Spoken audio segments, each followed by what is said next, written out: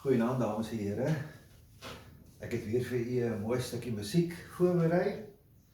En hierdie keer is dit 'n totale onbekende stuk van 'n totale onbekende komponis. Maar voordat ek daarmee gaan begin, wil ek u tog net wys op hierdie boek. Jy weet, tot en met my standaard 7 jaar is die enigste musiekboeke wat ek gehad het, was Unisa eksamenboeke. Elke jaar Unisa gespeel, toonlere geoefen, bladlees gedoen, gehoortoetse, dit was dit. Maar so gebeur dit dat my liewe pa toe gaan en hy het vir my hierdie grootmensboek gekoop met grootmensstukke. En nou die goedes wat hierin is musiek van Bach, van Liszt, Mendelssohn, Mozart, Offenbach, Rachmaninoff, Chopin, Brahms, Bach, Albanese, Fiebig en so meer. Wonderlike, mooi musiek. Alles natuurlijk in die romantiese idiom. En een van die komponiste van wie daar 2 komposisies opgeneem is 'n man met die naam van Francis Thomas. Nou, hy is in Port Louis gebore, ek dink dit is die naam van die stad, in Mauritius, en is 'n Fransman. Mauritius, weet jy natuurlik, is 'n Franse besitting gewees, of is nog, en hy het as 'n jong man, jong student, is hy Frankryk toe, en daar het hy in Parys, het hy gaan studeer aan die Paryse Conservatorium, en hy het toe natuurlik aangebly in Parys, en daar is hy ook dan nou oorlede. So hy is gebore 1850 en hy is oorlede in 1909. En hy het volgens Wikipedia het toe my 2 operas wat ons van weet gekomponeer. Hy het musiek vir 'n ballet gekomponeer, hy het bykomende musiek gekomponeer vir toneelstukke, vir pantomimes en operette musiek gekomponeer, en dan natuurlik 'n hele aantal salonstukke. Nou wanneer ons praat van salonstukke, dan beteken dit natuurlik, ons verwys na kort musiekstukkies. Dit kan net vir klavier wees, dit kan dalk ook wees met vir viool en klavier, cello en klavier en so aan. En vir die uitsluitlike uitvoering in die huiskamer, die sitkamer, voor 'n intieme